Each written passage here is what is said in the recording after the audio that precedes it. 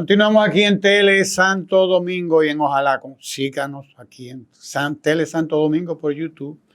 Y síganos también por Ojalá.do, porque estamos por todos los lados en donde esté Ojalá, ¿verdad? Sí. Este es el Ojalá Agropecuario con Carlos Segura Foster, que tenemos todas las semanas aquí en Tele Santo Domingo.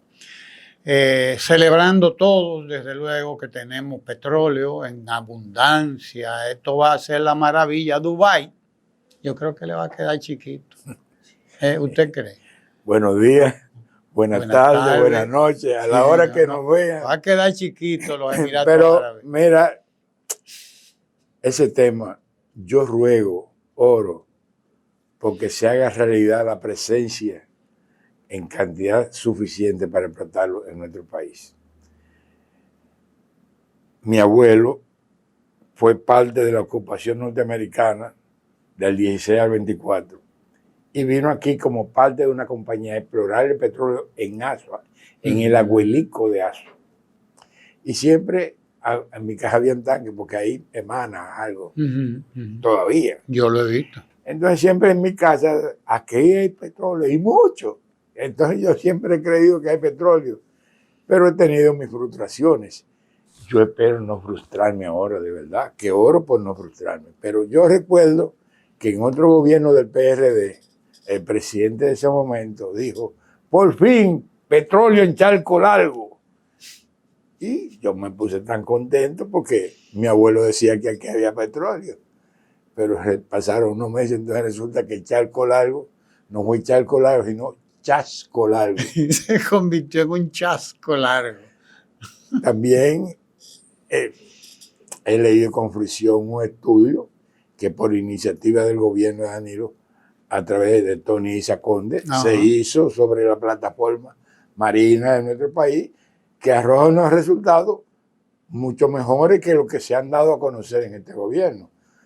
Ojalá que aquel estudio y sean la plataforma para que nuestro país, si no llegara a ser el Dubái, por lo menos mejore sus condiciones materiales de existencia de todos los ciudadanos.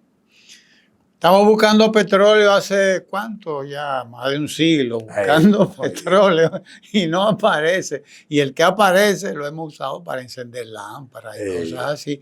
Y humeadora, la humeadora. Y Casal Victoria hizo un experimento con el petróleo de Asua precisamente y llegó a mantener en funcionamiento una de esas plantas. Un petróleo muy pesado. Lo que siempre se ha dicho es que la inversión que hay que hacer no justifica dada la reserva que hasta ahora se ha hecho. Eso ha dicho un especialista recientemente. Pero hay muchos que dicen que no, que la misma situación de la reserva venezolana podría conectarse con todo el Caribe y que llegaría aquí. Pero esas son más que decir, deseos. Sí, son más deseos que otra cosa. El petróleo nuestro es nuestra producción agrícola nacional. Ese sí es un buen petróleo y ese es el petróleo seguro. Ahora tenemos otro petróleo que es un petróleo que, usted me entiende, que lo es el turismo, un tanto. Y zona franca. Y la zona franca. Pero hay un petróleo también que llega, que son las remesas. Con 10.000 millones de dólares anuales. Así. O sea, no hay charco largo ni chasco largo que dé lo que da todo eso, ¿no? Así es. Pero la producción agropecuaria nacional. Por suerte, aquí hay que reconocer que en el caso de la zona franca y del turismo se siguieron los planes que habían sido esbozados desde el gobierno anterior del PLD, de los gobiernos anteriores del PLD, pero fundamentalmente los de Danilo Medina. Y en el caso de las remesas, pues hay que reconocer el gran esfuerzo de los dominicanos, que obviamente va en crecimiento en la misma manera que va en crecimiento la migración de dominicanos. Mientras más dominicanos emigran, pues obviamente más remesas se producen aquí. Aunque hay que decir con pena que muchas de esas remesas han venido a constituirse en gastos de vicios, que no quisiera abundar sobre eso, pero me dicen que los puntos, aquellos que de tanta crítica reciben bastantes recursos de esa remesa. Bastante remesa. Por eso a mí me dicen, mira, date cuenta que se concentran las remesas en los lugares donde menos pobreza hay. El Gran Santo Domingo, es decir, el distrito de la provincia de Santo Domingo y Santiago prácticamente acaparan el 70% de los recursos. Así es. Pero a mí me interesan mucho los planes, por ejemplo, de Danilo Medina, que era articular la producción agropecuaria con el turismo. Sí. Era una articulación la que había. Inclusive, además, a propósito, planificada, estratégica, porque usted no puede desarrollar un sector sí y otro no. Y además, cómo estaba articulado ese desarrollo del sector agropecuario con la organización social del campesinado dominicano, que todavía nos queda un poco en el campo. El encadenamiento. Con el emprendimiento. Y el encadenamiento de una actividad con otra. Yo te voy a conversar de uno de los mejores ejemplos que hay, pero tengo que darte la cifra. Aquí se aumentó en un 20% el suministro de alimentos de producción nacional para satisfacer la demanda del turismo. Es decir, que el país hubo de dejar de importar una gran cantidad de dólares porque aquí comenzó a suministrarse lo que estaba. Aquí, por ejemplo, corte de carne de res fue como consecuencia de la necesidad que tiene el turismo de servir buenos cortes de carne. Entonces, aquí se avanzó bastante en eso con ese programa.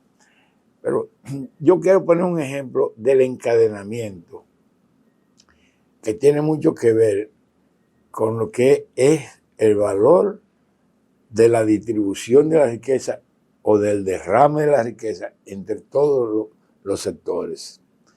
Por ejemplo, uno de los proyectos de visitas que más satisfacción a mí me produjo durante los 8 años que yo estuve acompañando al presidente fue el desarrollo de proyectos de producción de fresa en tu provincia, San José de Ocoa. Y en Jarabacoa.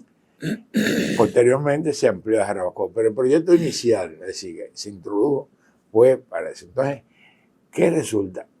Que esos productores de San José de Ocoa, de fresa, tenían su mercado seguro en una empresa de industria, la industrialización aquí en San Cristóbal, que convertía la fresa en pulpa. Y la chinola también. Sí, pero quiero dedicarme a la fresa. Pero eso pasa con toda la fruta, mango, guanábana. Entonces, hay una serie de ingredientes de producción que se industrializaban. Pero vamos a la industrialización de la fresa.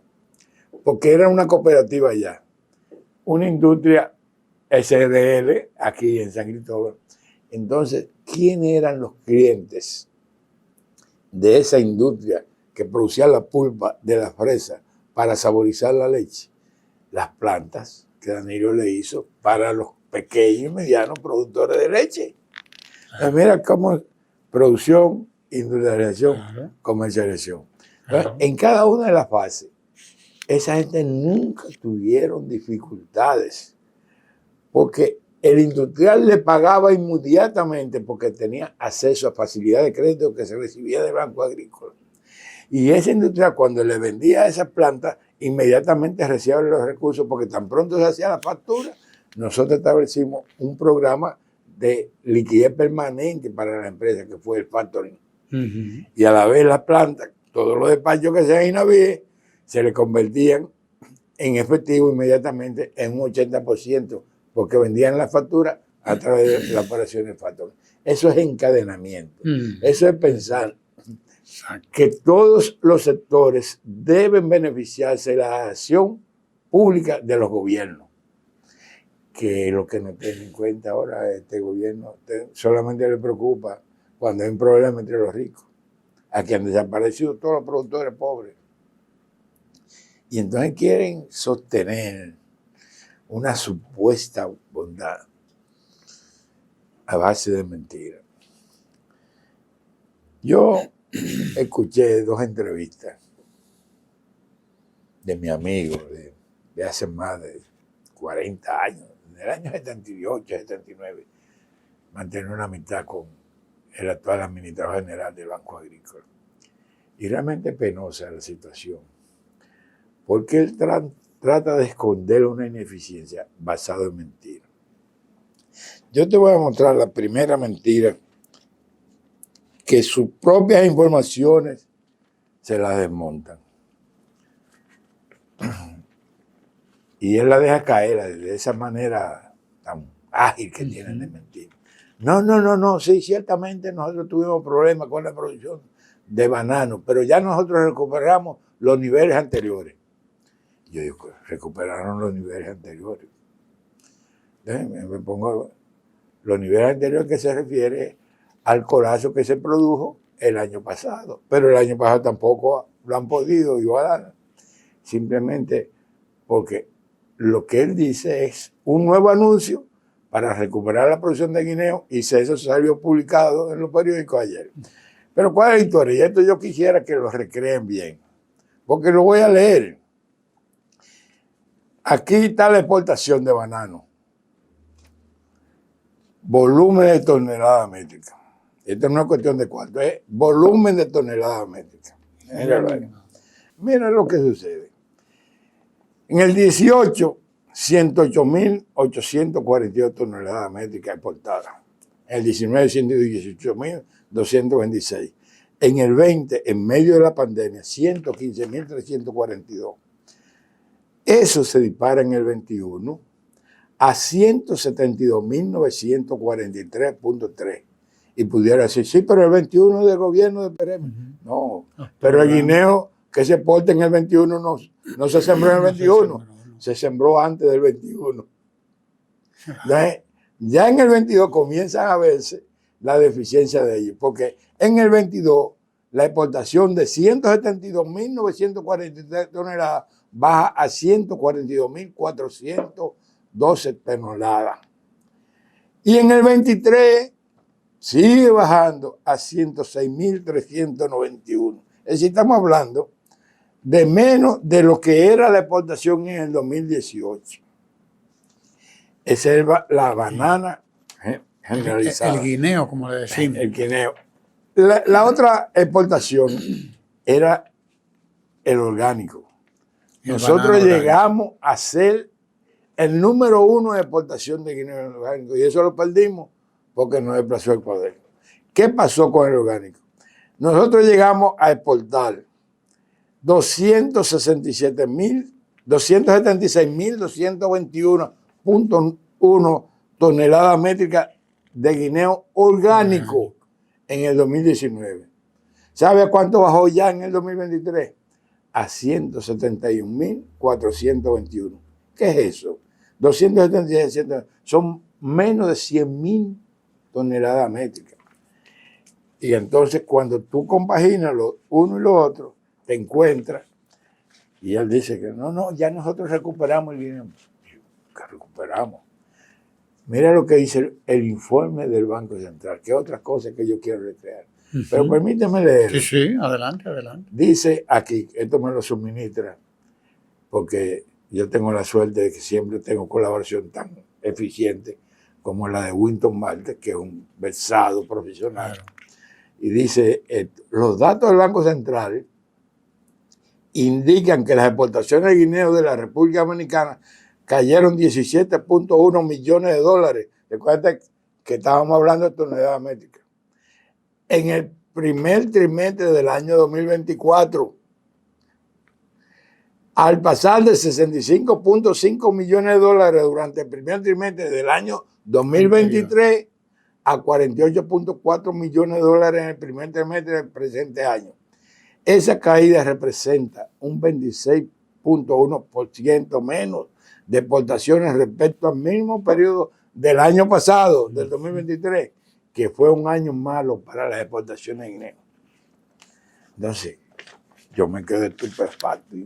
¿Cómo es que este funcionario dice que hemos recuperado el guineo cuando ni siquiera han podido poner a producir el proyecto de la Cruz Manzanilla? Y se sigue repitiendo lo que ha sido en un colapso mayúsculo.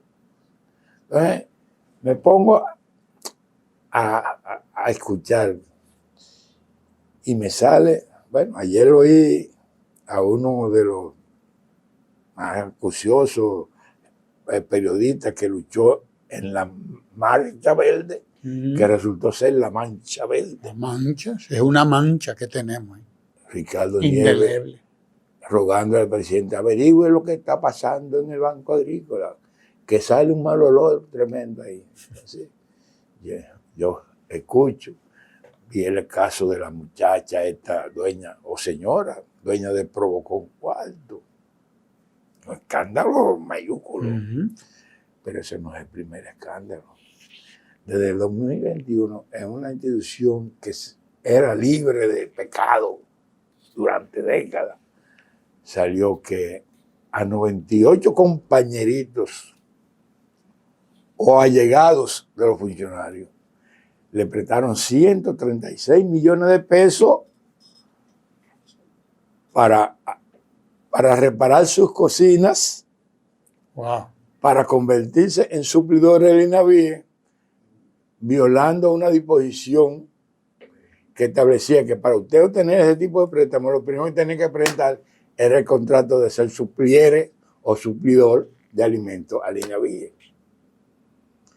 Eso fue de las primeras cosas que salieron. Es decir, haber ganado primero el contrato. Claro, porque usted, si usted no tiene cliente que le va a comprar comida, ¿qué hace usted con cocina? Pero eso salió de una reunión que decía, bueno, los decretos no alcanzan para todos los compañeros, pero todos los compañeros deben disfrutar del pastel. Esas instituciones que compran servicios tengan privilegien a los compañeros. Y ahí comenzó 98 compañeros, casi 100. Solo del Banco Agrícola. Solo del Banco Agrícola. Pero ese no fue el más grande. Porque cuando aquí se conozca quién han sido los beneficiarios de los permisos o autorizaciones de importación de alimentos, o cuando aquí se conozca la realidad del dispendio de recursos cada vez que ha habido un supuesto daño, como el huracán Fiona, que solamente en La Vega se detectó que de 1.300 personas que recibieron cheques, 800 ni siquiera se dedicaban a la agricultura, ni siquiera tenían una tarea de tierra. Y eran reparto de 1.000 pesos por tarea por los daños de Fiona. Y así, cuando el daño de los productores de Ocoa, que desaparecieron todos los daños por aquí la gente le va a pasar como a Condorito, se va a ir para atrás.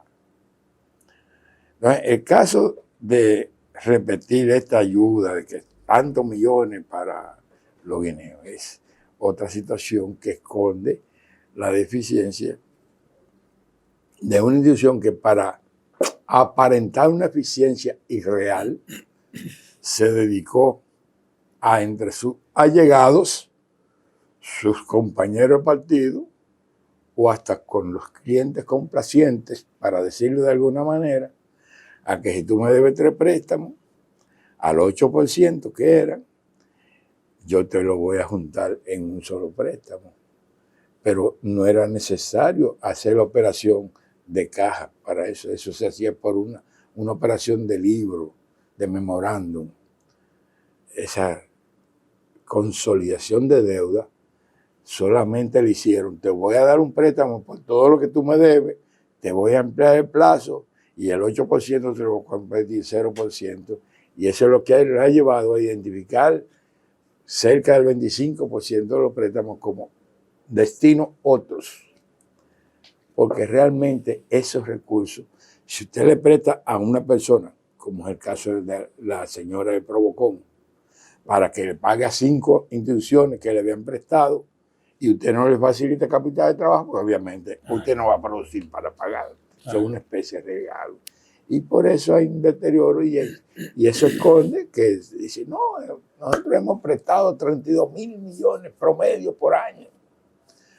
No, han consolidado de esos 32.000 promedio por año, alrededor del 50% son operaciones que solamente sirven para estadística, porque ni son operaciones de pago de préstamos vencidos y mucho menos de nuevos préstamos. Entonces, la otra situación que yo le encuentro, y es una pena, es el uso de los 5.000 millones de pesos de tasa cero. Que no es criticable que se le preste a las cooperativas a los grandes, no.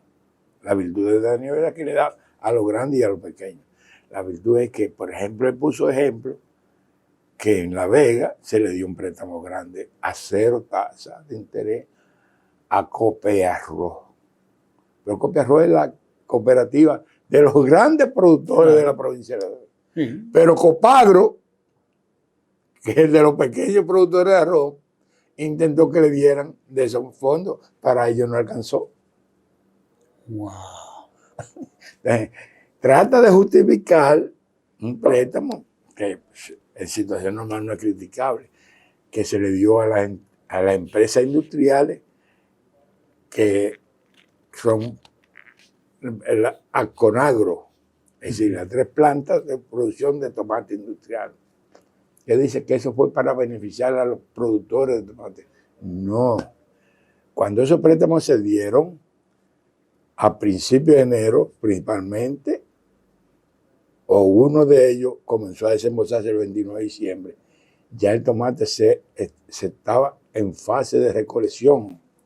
Esos préstamos se le dio para comercialización, no para producción, porque ya en enero el tomate industrial está en fase de recolección. Esa siembra comienzan los trabajos de preparación y siembra desde el mes de septiembre hasta noviembre. Entonces, todas esas cosas es de un gobierno integrado y que, como tuvieron el éxito de llegar al gobierno con mentiras, pues repiten la mentira con una facilidad que no se dan cuenta que hay gente que lo están observando. Y la observación está aumentando porque ya ese promotor de la marcha verde le está siguiendo a su gobierno, que se derivó de eso. No soy yo, es el hedor.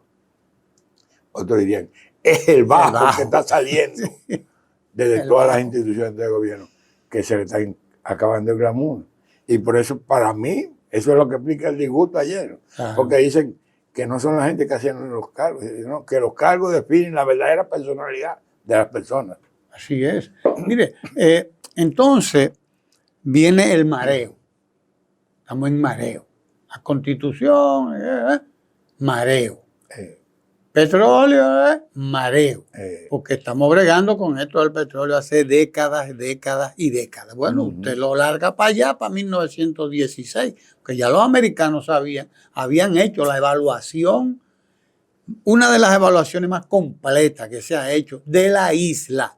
No di que de Charco Largo, no, de la isla. Ahí fue que se diseñaron la carretera. Claro que sí, fue ahí, ¿me entiendes? Entonces estamos desde hace un siglo en eso. Y ahora nos dicen que hay petróleo y que no quiero. Mire, el día que aquí aparezca petróleo de verdad, prepárese porque para explotarlo además se va a tomar 20 años, 25, 30 años, porque usted no monta una explotación petrolera en 2 días, ni en 3 años, ni en un periodo electoral, en un periodo de gobierno, pero esto es mareo, allante y movimiento. Bulto, allante y movimiento. Sí, el BAN, sí señor. Mire, por eso le decía cuando empezamos que el gran petróleo de aquí es la producción agropecuaria, articulada como lo estaba haciendo Danilo con todas las otras áreas de la economía, hasta con la remesa, porque usted puede hacer articulación, hasta con la remesa. ¿Cómo usted sabe que la agropecuaria es lo que es, el petróleo, de verdad? Pero nada más hay que leer cómo describe Juan Bosch la producción agropecuaria que montaron los ingleses en las islitas de San Kitts y Nevis, ahí arriba en el Arco de las Antillas, que se convirtió eso en y hay que saber que San Cristóbal y Nieves caben aquí en cualquier provincia de la República Dominicana, y los ingleses la convirtieron en un surtidor para Europa. Así mismo. Para Europa en el siglo XIX. Hay que saber lo que es la agropecuaria. Y lo grande es el estadio o el nivel que nosotros habíamos llegado, porque esto que he narrado del guineo, que es uno de los renglones importantes, se repite con todos los productos. La situación del cacao no es menos mala. ¿Quién era el surtidor de azúcar de Europa, del mundo? Haití. ¿Quiénes lo hicieron? Los franceses. Así es. Desarrollando un pedazo coco, cacao, todos los renglones. Los renglones están en déficit. Todos. Van en retroceso. Hablan, lo vi, y qué bueno que haya sido así. Porque vi ufanarse ayer de la excelente ruta que lleva el cigarro, que es la industrialización del tabaco. Claro. Pero mire, óigame bien, esto hay que presentarlo. Tabaco y sociedad no es el tabaco elaborado. Nosotros llegamos en el 2019 a 58.732.7 toneladas métricas de exportación. ¿Sabe a cuánto bajó el año pasado? 54.410. Es decir, bajó porque ese aumento que se logró ciertamente fue como consecuencia. Mire cómo va esa barra. Divichó, mire, cómo aumenta de 36.001 a 72.762. Es decir, el doble entre el 12 y el 20. Y el 20. No, estoy hablando del 21. Claro. Pero el cigarro que se exporta en el 21, lógico, no se produjo en el 21, no, se produjo en el 19 y el 20. Claro. Pero mire cómo en el 22 ya comienza a disminuir. La declinación. De 72.000 a 65.000 a 54.000. Han destruido todo lo que es la base de sustentación del país eminentemente agrícola. Y esas son las cifras oficiales. Eso no lo estoy diciendo yo porque yo quiero presentar una situación. Y usted sabe lo que dice el pueblo, que no se deja pájaro en mano por ciento volando. Así. No se deja pájaro en mano por ciento volando. Así. Agropecuaria hay pájaro en mano, sobre todo en el nivel en que quedó cuando usted era el administrador del Banco Agrícola y se aplicaban las políticas de Danilo Medina. Que la gente, porque yo realmente, quien conoce la historia, no puede dejar pasar que hablen sandeces. Cuando el PLD retornó al poder en el año 2004, el país acababa de sufrir la crisis bancaria. ¿Sabe cómo prestaba el Banco Agrícola? Lo poco que prestaba en ese entonces. Entre el 36% y el 42%. Eran los préstamos del Banco Agrícola para la producción agrícola que tantos recursos necesita.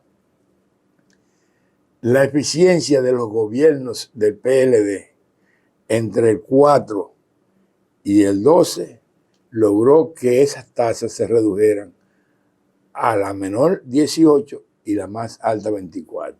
Vamos a decir, prácticamente se redujo en un 50%. Pero llegó Danilo Medina y le dijo al primer administrador, y me dijo a mí cuando me decía, no, esto nosotros tenemos que convertirlo en una tasa que no perjudique tanto al productor, que le permita obtener más beneficios. ¿Cuáles fueron los resultados de esos que Danilo encontró en el 12 entre el 18 y el 24?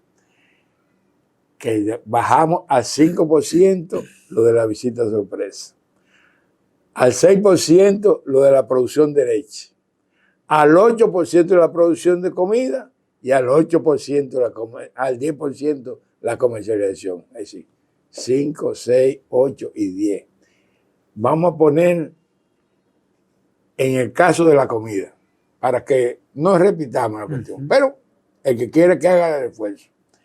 El que producía comida aquí, antes de Danilo, y necesitaba $1 millón de pesos para producir esa comida pagaba al año 180,000 pesos de interés.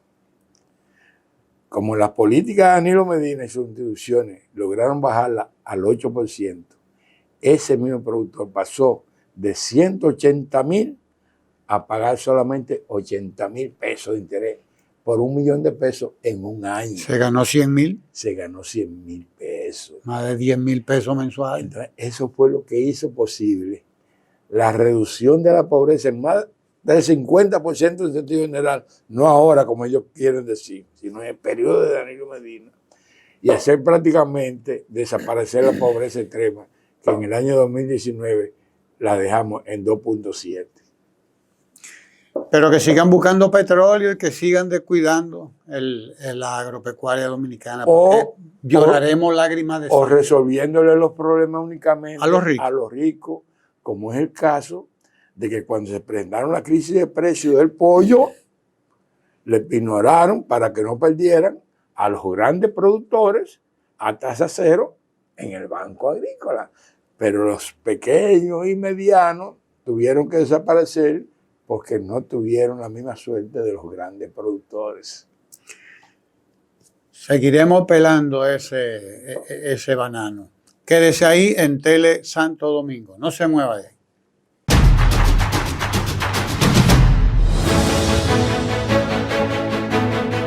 Tele Santo Domingo es análisis de la noticia.